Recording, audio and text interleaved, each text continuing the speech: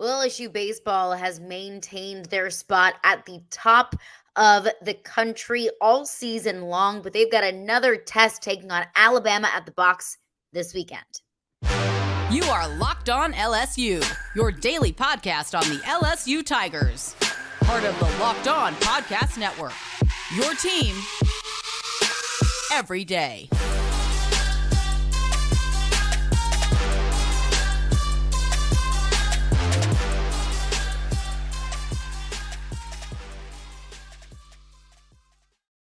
Well, thanks for making Locked On LSU your first listen every single day. We are free and available wherever you get your podcast. Plus, you can also find us on YouTube. So just search Locked On LSU in the search bar. Like, comment, subscribe, all that good stuff. Just appreciate you for being here. And, of course, for making Locked On LSU your first listen every single day. My name is Caroline Fenton. You can follow me on Twitter at CarolineFenton1, or you can follow along for podcast updates at Locked On LSU. I hope everybody enjoyed the NFL draft on Thursday night. No LSU Tigers taken off the board in round one. Wasn't a huge shocker there, but we expect to see a few fall tonight in rounds 2 and 3. B.J. Ojolari, I expect to be the first LSU Tiger off the board. So I'll have a full draft night 2, rounds 2 and 3 recap of where the LSU Tigers fall in the second 2 rounds. I'll have that up as soon as possible for y'all. But still, Bryce Young, number 1 overall. Shocking that was Alabama's first number 1 overall pick. LSU still's got twice as many. So maybe one of these days, Alabama can only hope to be as good of a football program as LSU is. All I'm saying. But there is an LSU baseball series going down at the box this weekend, hosting Alabama. And I realized this throughout all of the craziness of spring football and all the news and transfers and recruits that I've kind of let baseball fall to the wayside. So consider this my LSU baseball catch-up and my LSU baseball catch-all for everything that you will need to know in order to get set, prepped, and ready for the series against the Crimson Tide this weekend. Let's get into it. LSU taking on Alabama, game 1 of a 3-game series tonight, Friday night at the box. First pitch is at 6 o'clock. That'll be on SEC Network. Paul Skenes, of course, on the mound for LSU. On the other side for the Crimson Tide, they've got Luke Holman on the mound, right-handed pitcher. He's 2-0 as a starter. He has the best ERA on the team. He's got a 2.39 ERA.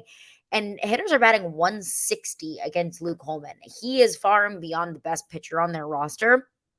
Another thing to notice and to keep note of with Alabama's roster, they've got a pretty solid arsenal of lefties. And we know, let's go back to the Arkansas series a few weeks ago. LSU struggled mightily against Arkansas's lefties. The one Friday night conference game that LSU has lost this season was against Arkansas's duo of lefties.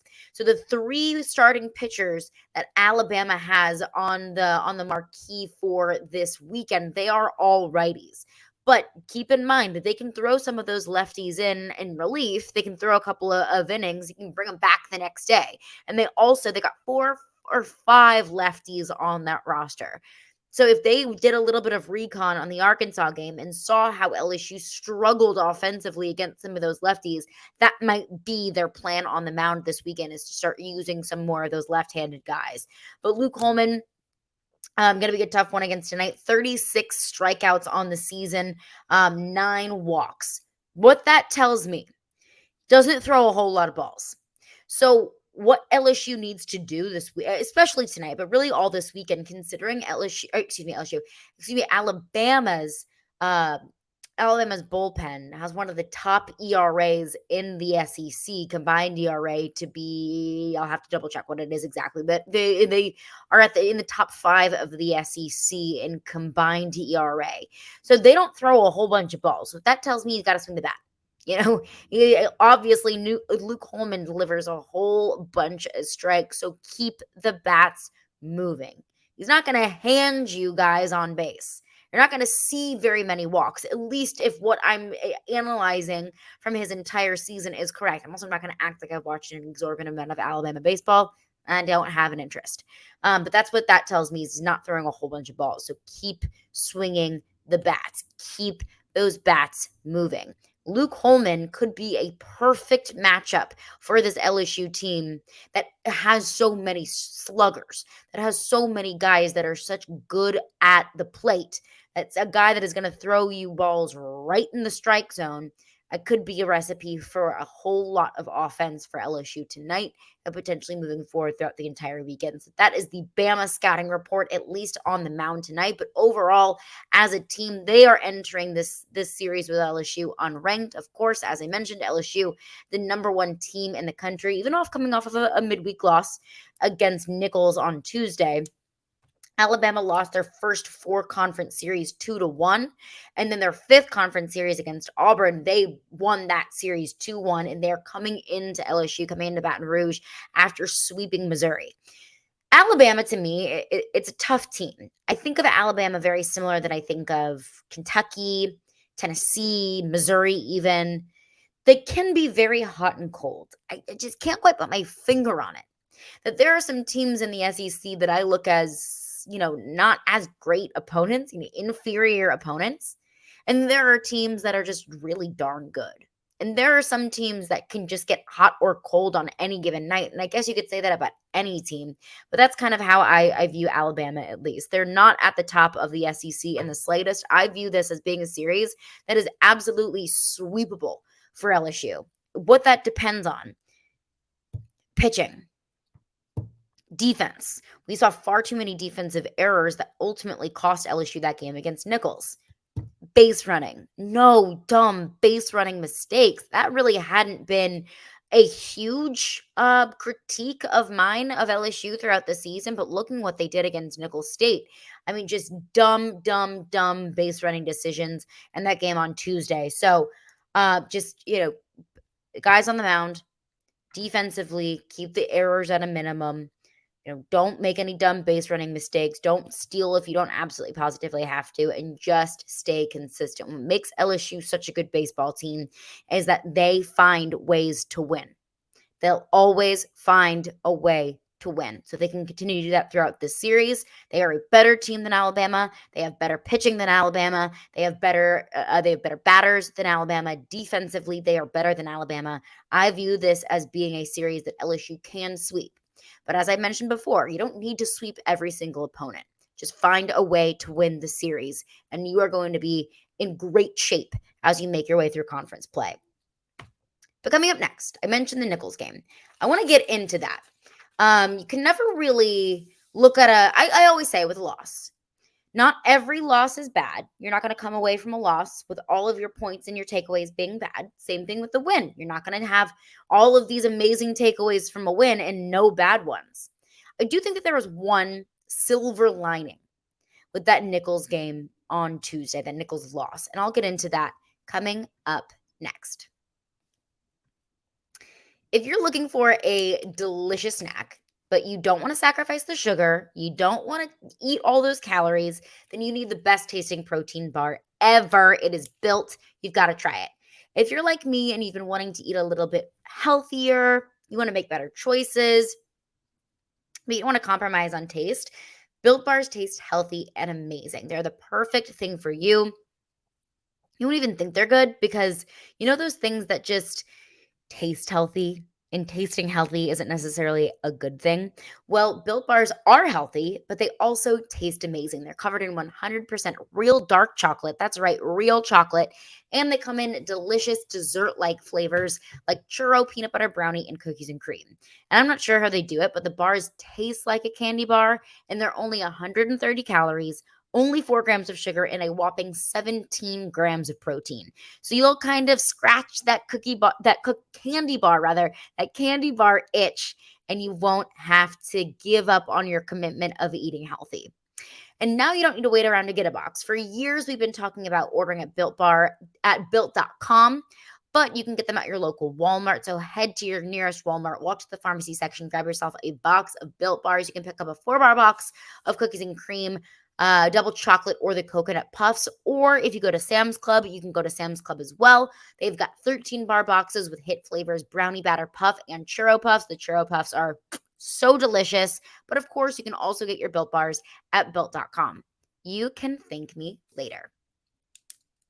Well, thanks again for making Locked On LSU your first listen every single day. Every dayers, we will have a full recap of nights 2 and 3 of the NFL draft. I fully expect PJ Ojulari to come off the board quick on night 2, but what we saw from night 1 with Will Levis not getting taken, I think we can all agree that anything is possible in the NFL draft. So make sure to stay tuned for that. Plus, a full breakdown.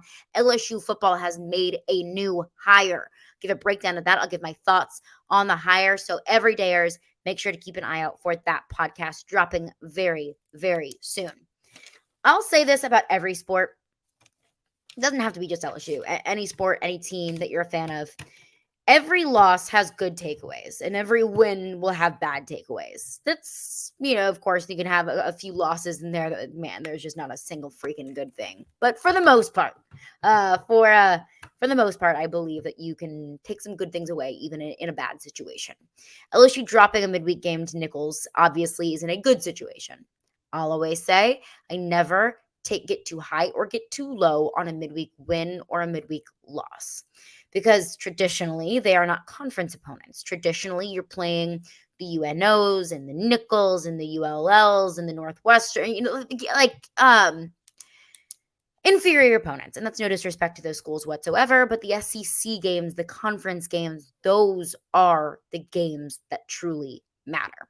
So in a midweek game, you could say, well, they're approaching it in a little bit more of an experimental view. Let's see if this guy works here. Let's move this guy over to second. Let's move this guy up to fourth in the batting order. You know what I mean there, that those are some decisions or some experiments that you can afford to do on a Tuesday or a Wednesday. And if they pay off, then great, then do it on Friday. If they don't pay off, then that's fine. Then you'll just, switch it back or not do it whenever you have those conference opponents. So I'll never take midweek games too seriously or too lightly. I do think that there was a little bit of a silver lining in the loss against Nicholls. Of course, on Tuesday night, and I'm not going to break the game down into its itty bitty, most detailed little game breakdown. It was a few days ago, and honestly, it doesn't matter anymore. Alabama is what matters. But LSU falls 6-5 against Nicholls on Tuesday night. I mean, defensively, Nicholls, it seemed like it was, Sports Center top 10 after Sports Center top 10 kind of defensive plays that Nicholls was able to make. They brought their A game, and frankly, LSU just didn't. They made dumb mistakes defensively. Like I mentioned, they had some dumb base running mistakes. Just overall, Nicholls' best game beat LSU's not best game. That's what Nicholls was the better team on Tuesday night. That's fine. I can live with that. And mostly because I think we might be starting to see the evolution of a certain pitcher that I was starting to get a little bit low on. Thatcher Herd started on the mound for LSU on Tuesday night against Nicholls, and he was one of the bright spots in that game. I've talked about Thatcher Herd, that I feel like I've given him enough chances, and this was before the Nicholls game. I looked at him, I thought, man, I feel like Jay Johnson's been giving him enough chances. Wes Johnson's been giving him enough chances. And I have been seeing enough of Thatcher Herd that I really haven't seen a whole lot of progress coming out from Thatcher Herd. That sometimes, more often than not, he may be more of a liability to this team than he is an asset to this team. But on Tuesday, even in a loss, he looked like an asset to this team. It was the best I have seen him pitch since conference play started. Of course, he had a good game against Butler. He pitched 6 innings. I believe that may have been his longest inning or his longest outing so far this season. But against Nicholls, he had 4 innings pitched, lowest ERA out of any of his starts so far this season. Gave up 3 hits, 1 run, walked 2, and struck out 5. Pretty solid outing for Thatcher Herd. And beyond just the stats, beyond just the numbers, he looked so much more comfortable against Nicholls than he has in any of his other starts or appearances throughout the season. I mean, go back to that Tennessee game. He gave up 6 runs in a single inning, less than an inning. I mean, Tennessee is a good team offensively, but I mean, come on. Less than a full inning, giving up 6 runs. How do you expect to win games that way? So, and Thatcher Herd was a guy that when he transferred in from UCLA, I thought, man, I'm excited to see what this guy can be.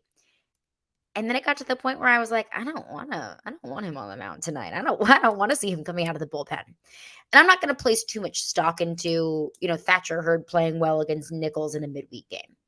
I'm not going to pretend like all of a sudden, after a pretty solid outing where Thatcher Herd looks confident, where he looks comfortable, it looks a lot more relaxed than he has in the past. I'm not going to act like that one night all of a sudden turns every single one of his question marks into exclamation points. I'm not naive. I'm not going to just take one game and say that all of the issues or concerns are automatically fixed. But I am going to pick up on progress every single little bit that I can. And if progress is the goal here, we're at least seeing it with Thatcher Herd. And unfortunately, this team has been bit by the injury bug. It's going to happen. It happens to every single team at one point of the season or another. But when you go through that kind of bit of injuries, depth is the most important thing. And when depth is the most important thing, finding more and more guys that you can rely on, the emergence of some of these pitchers that you can count on to at least get in and get the job done, that is key. That is the key to getting your team out of that injury slump and continuing to win games and pushing this team forward, even when your aces start to go down. So I am encouraged by what I saw from Thatcher Herd. Do I think that everything is fixed? Absolutely, I do not. Am I still concerned about the depth of this team? Am I still concerned about some of the injuries this team is going through? Absolutely, I am. And we will get into those coming up next. Well, thanks again for making Locked On LSU your first listen every single day. A few injury updates for LSU baseball. This team's getting bit by the injury bug. And like I just said, it happens to every single team. Now, I would much rather it happen now than it happen in May, in June, or potentially in Omaha.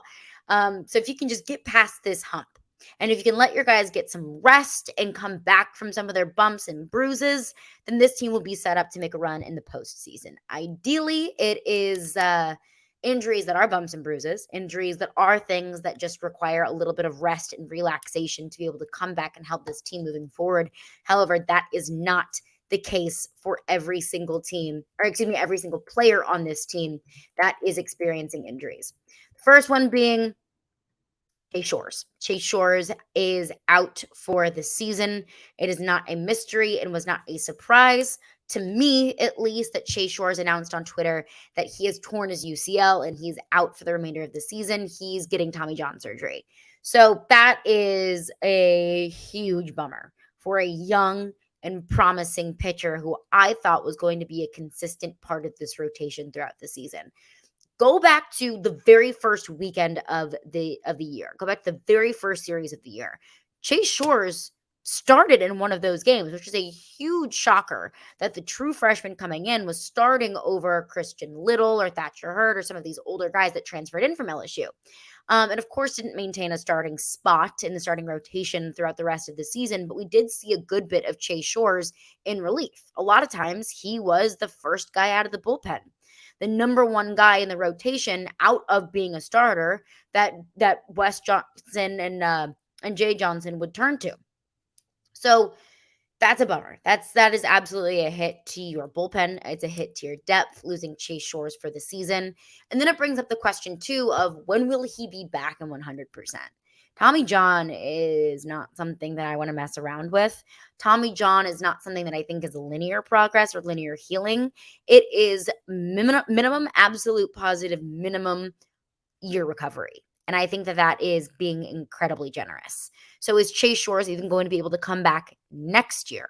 I don't know the answer to that question. I don't know how his recovery is going to go, how his surgery is going to go.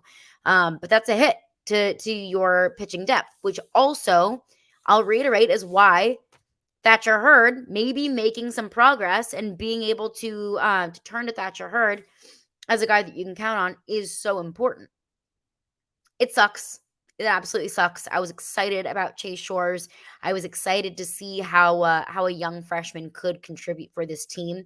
One of the in such a bright and promising young recruiting class, he was at the top of it. So it sucks. Torn UCL. Won't be seeing Chase Shores for quite some time now.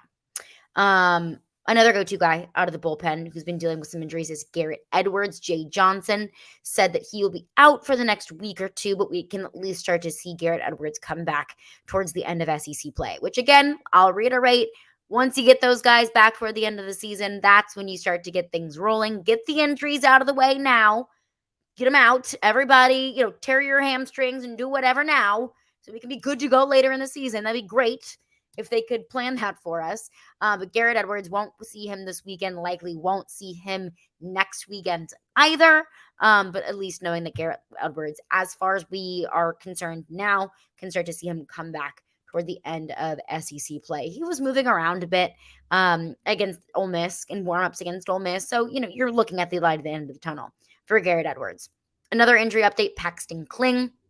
Remember that scary, scary hamstring injury that he suffered trying to field the ball in the outfield? It was a scary sight.